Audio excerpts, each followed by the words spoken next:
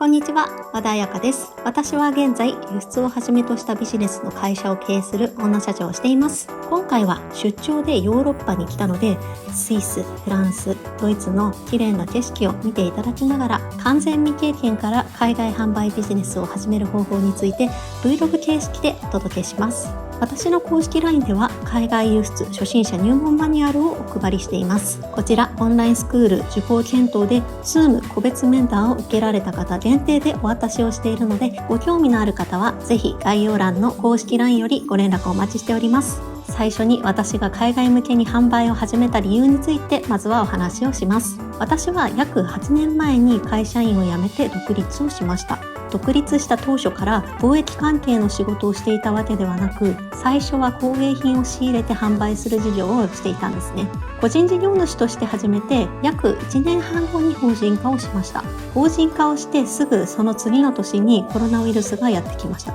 商品を販売させていただいているお店は飲食店だったので、全くお客様が来なくなり、これは致命的だと思って何か他にできるビジネスはないかすぐに行動して探しました。そこで見つけたのが eBay 輸出です。他にも在宅でできるビジネスはいくつもあったんですけども、すでに参入している人がたくさんいたので、まだあまりメジャーじゃなくて国内で販売するよりも高く売れる輸出ビジネスを選びました。あれから5年目になりますが、在宅で収入の柱を確立することもでき、今ではこうして海外に来て営業をしたり、海外でさらに新しいビジネスを始めようとしています。あの時 eBay 輸出を選んで行動して本当に良かったなってつくづく思ってます。次は海外向けに販売するメリットについてお話をします。一番のメリットは国内で販売するよりも高い価格で販売ができることです。私は卸仕入れや業者価格で仕入れることをお勧めしてお教えしていますが、 eBay 輸出をする方の中には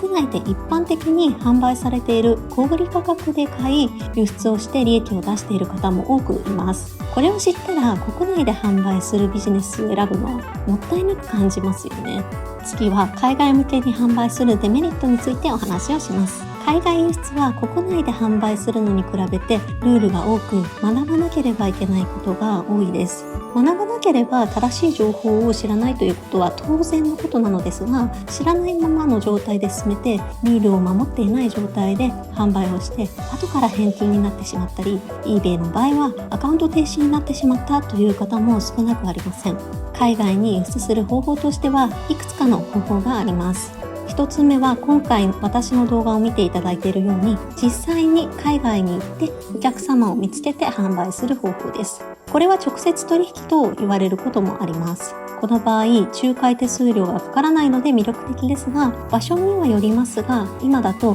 1回の渡航費用として少なくとも30万円はないと難しいですよね。しかもお客様が見つかったとしても、実際にお支払いいただき、継続的な取引を続けることもかなり難易度が高いです。それではどうやって輸出を始めるのか気になりますよね。具体的な3つのステップについて解説をしていきます。ステップ1、最初に商品を出品するプラットフォームを決めます。なぜ最初からプラットフォームを決めるかっていうと、プラットフォームにはお客様が最初からついていて、ゼロから自分でお客様を探す必要がないからです。日本人を集客することも簡単なことではありませんが、海外の方を集客するとなるとなおさら難しいので、この説明のように最初はプラットフォームでの販売からすることをお勧めします。ちなみに私は世界最大級のオークションサイト eBay を使って輸出をしてきました。他の動画では eBay のことについて解説をしている動画もあるので、ぜひご確認ください。ステップ2、次はプラットフォームを決めたら、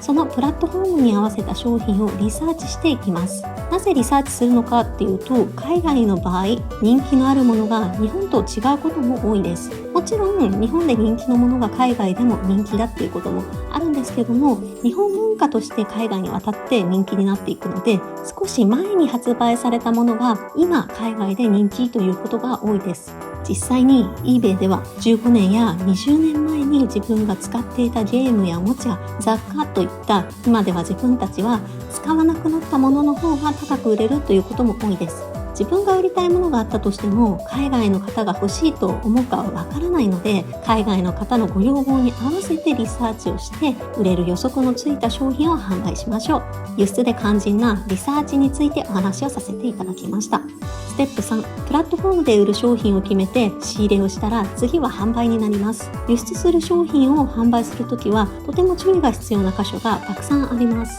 一番大きなポイントは配送方法です。例えば eBay の場合は民間の配送会社フェデックスや郵便局から国際郵便を使って発送します。国内で販売する場合は60サイズなら60サイズに全部詰め込むことができたら60サイズ分の送料になりますが、輸出の場合はそうとも限りません。フェデックスなどの民間の配送会社の場合は容積重量という測り方をします。大きさだけでなく重さも関係してきて、箱の大きさが大きくなればなるほどその分料金が加算されて、大きさが変わらなくても重さが重くなればその分料金が加算されます。最初の頃はこの計算が複雑ですし、海外の文化に合わせた対応をしていかなければいけなく、これらに戸惑う方はとっても多いです。このように輸出ビジネスは仕組みが複雑で気をつけなければいけないことも多いので、参入障壁が高いんですよね。ただこの参入障壁の高さがあることによって他のビジネスに比べてライバルが増えにくいので、これが私はとても魅力の一つだと思っています。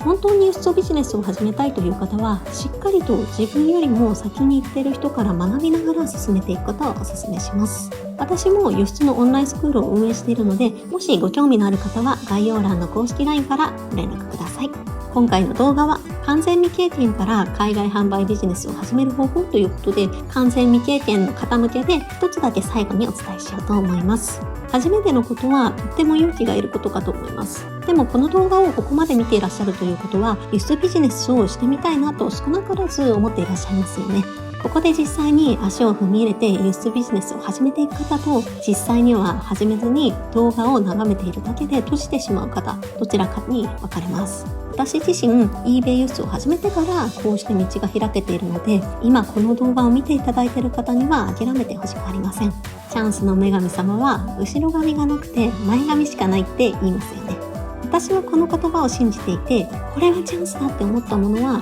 手や足を動かしたり、自分が気になったものというのは自分のその感覚を信じて進んでいくっていうことを意識しています。ここが分かれ道です。ぜひそのことを意識してこの動画を見ていらっしゃる方が前に進んでいただけたら私も嬉しいです。最後まで動画を見ていただきありがとうございました。コメント欄では動画に関するご意見やこんな内容を話してほしいなどのコメントを募集しております。これから eBay 輸出を始めたい方、すでに始めている方にとってためになる動画を作っていきたいので、ぜひコメントをよろしくお願いします。また動画の概要欄では過去の動画や初心者の方でもわかる海外輸出で稼ぐ方法を解説した動画を記載していますので、ご確認いただけたらと思います。今後もこのような海外輸出に関する発信をしていくので、この動画がいいと思った方は高評価とチャンネル登録をよろしくお願いいたします。それではまた次回の動画でお会いしましょう。最後まで見ていただきありがとうございました。